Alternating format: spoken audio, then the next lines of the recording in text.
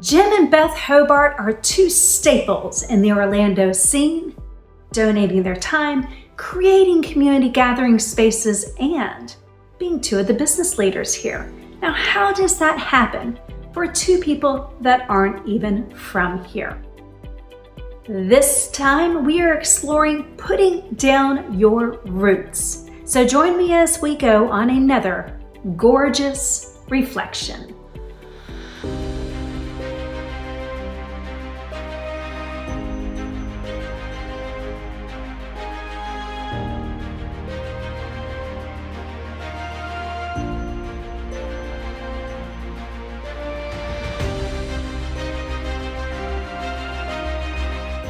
I was born in the United Kingdom, southwestern England, and when I was 6 years old, my family moved to Canada.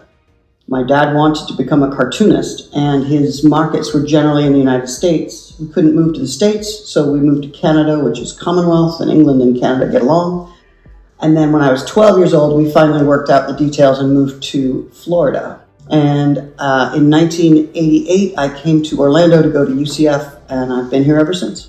So I was born in New York, raised in Jersey, because I guess that's where people migrate to from New York. You just kind of end up in New Jersey, and grew up there. And my parents were the first to move to Florida, and so moved down probably in 96 or so, and then ended up at UCF. And when I graduated from UCF with my advertising degree, I worked for a couple of local ad agencies, some of whom are still in business to this day. And in 1994, Mike Hinn and I formed a business called Night Images, and its whole purpose was, it started out as the organization that developed and created the Pegasus magazine, which is UCF's alumni publication.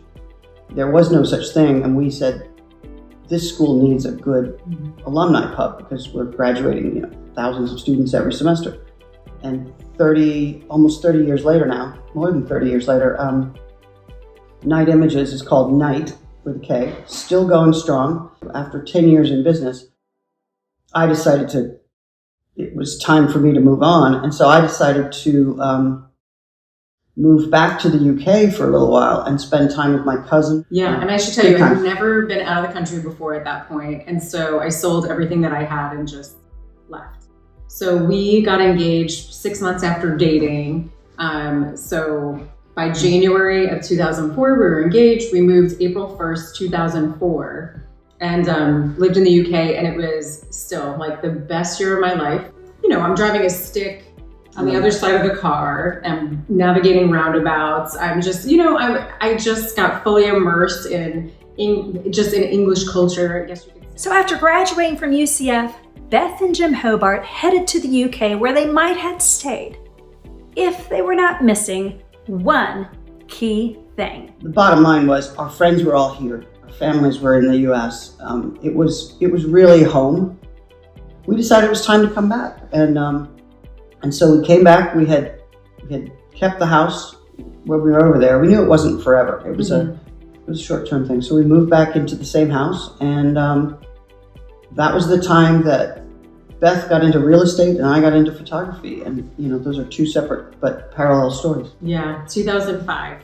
So what happened next? A few years later, the market collapsed, and we had just started in our new businesses, and it was really, really hard because, we had to just be there for each other and keep, pushing through. And I was new in real estate, and then suddenly I found myself with a lot of foreclosures and short sales and all these things that I had never done before. And I had to, learn from, had a lot of mentors that helped me through, and Jim was always just telling me to stick through it. And now it's 18 years later and I'm still here. And so I'm just really fortunate to have gone through all the ups and downs, because it made me better, all those hard times.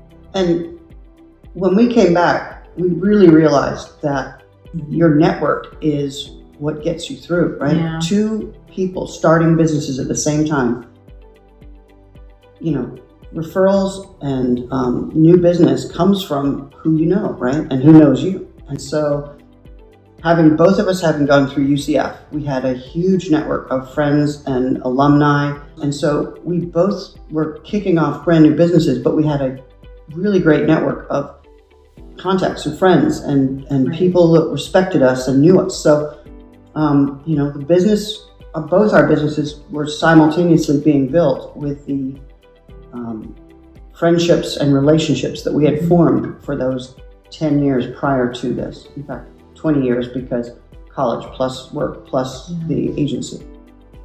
Kicking off a new business, reconnecting with their previous lives, I asked Beth how she built her business as a realtor. And I think one of the things that I started doing that helped me in my business and just growing relationships, aside from, just knowing people together, was I woke up on January 1st, 2009, and I was just like, I'm going to start running. I ended up meeting so many people during that process, and all of those years I ran 4 marathons, but it was fantastic because I was in the trenches with people. I embraced the suck, and I got to really know people in all the training that I was doing. So, these people became the closest to me, and then we would have breakfast together every Saturday morning, and just it was amazing. And I ended up just organically just selling properties to all those people, right? Because I'm building a network, not even realizing that I'm building a network, right? I'm just doing what I'm enjoying. I'm having fun. And that's really what I would say to anybody moving to the area is the best way to grow roots is just find what you love, do more of that, and then, the business comes, the friendships come, and then it's just nurturing the relationships. So running wasn't the only way that Beth built her business. In fact, serving on boards and donating her time became a key way for her to make new relationships and strengthen others. So because my mom inspired me at a young age to get involved and to give back, I started volunteering with Quest very early on, probably in the early 2000s. And then I joined their board when I was asked. And then I just started to get more involved with the City of Orlando, with the Mayor's City Academy. I sat on the Historic Preservation Board with the city just because I like old houses and I like selling old houses. And then, so it was really just doing what I love, learning more about different nonprofits. And I would just meet people along the way and get really inspired. So I think it's just whatever lights you up inside, where you feel like you want to get more involved and make a difference. So it was truly whatever made me really happy, I wanted to get more involved with. And it started by maybe joining a committee, and then you get asked to be on the board, and then you serve and you do all you can to help that board. So that really formed more connections in the community and made me really happy. So I think whatever makes you happy, just go towards those things, and then you'll end up meeting amazing people that inspire you more, and then you'll be connected to other things. So it just kind of grows and grows and grows and grows. And right, and I think that the importance of being on boards, whether you don't have to invest a huge amount of money. They just want people's time, right? Mm-hmm. And finding things you're interested in. Yeah. Like I listen to WMFE, our local NPR station. Since 1988, I've been a loyal listener. And recently I got on their community advisory board. And what I'm finding is that is a board full of people like me who are business owners or entrepreneurs or people who just have a really deep interest in our community and in shared kind of values. And so by joining these things, you find other people who are like you, and then you can build on that network as well. So it's just like Beth said, find a thing you're interested in, get involved in it, donate some of your time, and the rewards will be tenfold. So I think it's so important to give back to your community, and you will receive way more than you give. So the Hobarts went out into the community, donating their time to others, but then they figured out a way to bring that community to them by creating a community gathering space. The place is magical. It's a 1940s building, and it's right at the corner of Edgewater and Smith in downtown College Park. And the community is so warm and welcoming. The residents nearby, but also the business owners. And what the space is very large. We have twice the amount of room that we actually need for the photography and video business. So I spoke to my friend Flynn Dobbs, who used to be the curator at the Grand Bohemian Art Gallery, and I said, look, we've got a 50-foot wall here. Let's do something with it. So Flynn and I have curated what we are now calling College Park Gallery. And it's not just an art gallery. It's a community hub. We are using the space to, yes, showcase artists. We do a complete revamp of the place every 2 months. So we have brand new art, local art every 2 months.